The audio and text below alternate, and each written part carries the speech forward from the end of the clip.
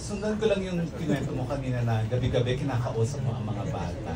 May natatandaan ka ba na nakakatawa o nakakatuwang ikinuwento ang isa man dun sa dalawa tungkol sa nangyari sa kanila sa school, natawang-tawa ka o hindi mo malimutan? Masyadong madami. Tsaka pag kinuwento ko, galit yung anak mo, dami ka gusto ko. Yung pwede mo lang for you, I don't tell anyone. Yung pwede mo lang ikwento. Yung pwede mo lang ikwento na naaliw ka. Naaliw ako.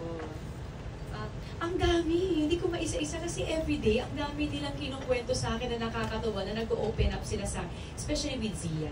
Si Zia kasi malaki na so mas marami siyang experience, mas marami siyang natututunan, marami siyang questions sa akin. So, may mga ganon. And since tong ekran is sunscreen at alam ko kayo pamilya mahilig mag-beach, di ba? Ngayong summer, may plano na ba kayong puntahan? Anong puntahan? Actually, wala pa. Minsan masaya kami na biglaan eh. Wala kang schedule, tara alis tayo. Ayan, may mga ganun kami. So, yung mga bata ngayon pumapasok eh. So, pag may mga sem break yan, baka. Lugar na hindi nyo pa napupuntahan na gustong-gusto mong puntahan? Lugar? Actually, napuntahan na namin, pero gusto kong ibalik uli kasi gusto namin bisitahin yung tatay ko. Kasi hindi pa niya nakikita si Sixto, si Zia lang yung nakita niya. So baka kung mayroong pagkakataon na mukhang malabo naman. Pero yun yung siguro bibigyan ko ng chance na makapunta kami sa Spain. Ayun. Last question, Marian, medyo iba. Kung papipiliin ka, box office or best actress? Both! Thank you. Bawal mamili. Thank you. Congratulations. Thank you po, Sir Romel. And now, last question will be coming from Sir Cesar Batingal from Net25. Kay Miss Ana, what tips or advices that you can give to our consumers para hindi po sila mabiktima ng deep fake at fake news? Ako, sobrang dami pong ganyan ngayon. Kaya po talaga, even ako, palagi ako nag-remind sa mga tao, sa mga stories ko, sa mga live ko, sa mga post na maging mabusisi po talaga. Huwag po tayo magpadala sa, kasi unang-una, ginagamit nila is, pang-attract nila is yung mababang presyo. Binabagsak nila yung presyo na akala ng mga tao nakasale lang siya. Pero super layo po nung presyo. Kaya ingat po tayo sa ganun. Pwede naman po kayong mag-ask, pwede po kayong tanong sa aming mga social media pages. Kahit ako, minsan may mga nare-receive akong private message.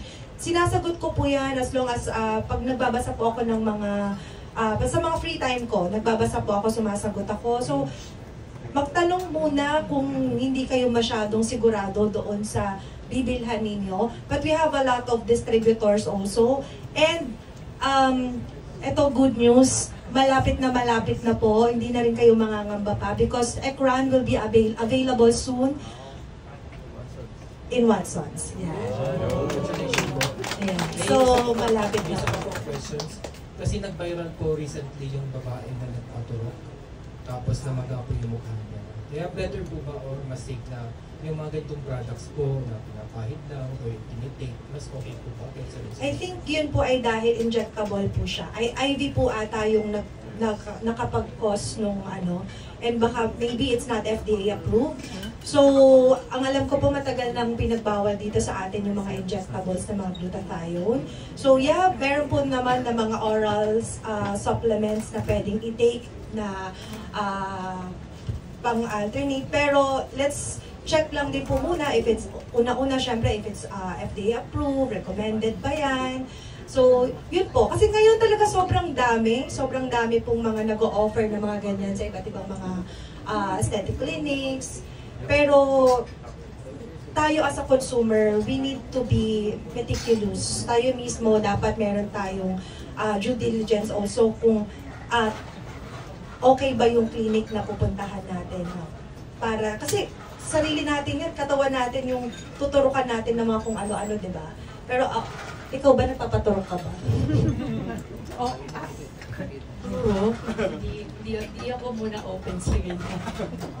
Hindi muna. Alam mo, okay ako with the machines and everything. Pero yung ganun, medyo takot ako sa ganyan pa.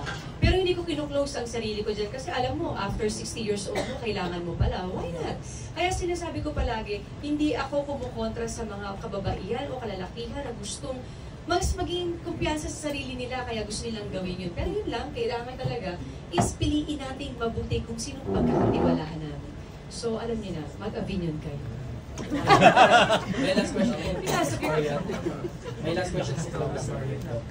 May say po ba, like for example, you kay Sir Ding Dong, then si Ding Dong vice versa sa inyo, na in terms of getting projects, commitments, endorsement. Of course, of course. Kinukuha niyo rin po yung project ng isa't isa. Of course, mahalagang mahalaga yan dahil hindi maaari na magkasunod kami ng mga mission and vision, lalo na mag-asawa kami dalawa.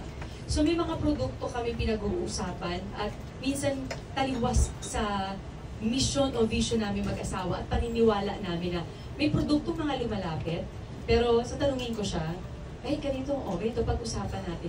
Madalas may mga talaga pagkakataon na ako may tatanong siya sa akin, ay hindi ako pabor dyan. Tapos siya din ganun din sa akin. So mas malinaw yung usapan namin sa mga ganun kasi gusto namin suwak lahat ng pinag-uusapan at ginagawa namin. Thank you and congratulations. Thank you so much, Sir Cesar. And with that, let's give a round of applause for Ms. Anna Macawas and Ms. Marian Rivera. So before we wrap up this contract signing event, I think it would be fitting if we hear a few words from our friends from AAA Management before we end this contract signing. So Sir Jojo, you may start. Magandang hapon sa inyong lahat at just wanna really thank si Ms. Anna and Black Skin family for the trust and the collaboration with Marian and AAA. And sa mga kaibigan natin sa press, maraming salamat sa pagpunta niyo. Thank you. Thank you, Sir Jojo. Sir Mike, would you like to say anything?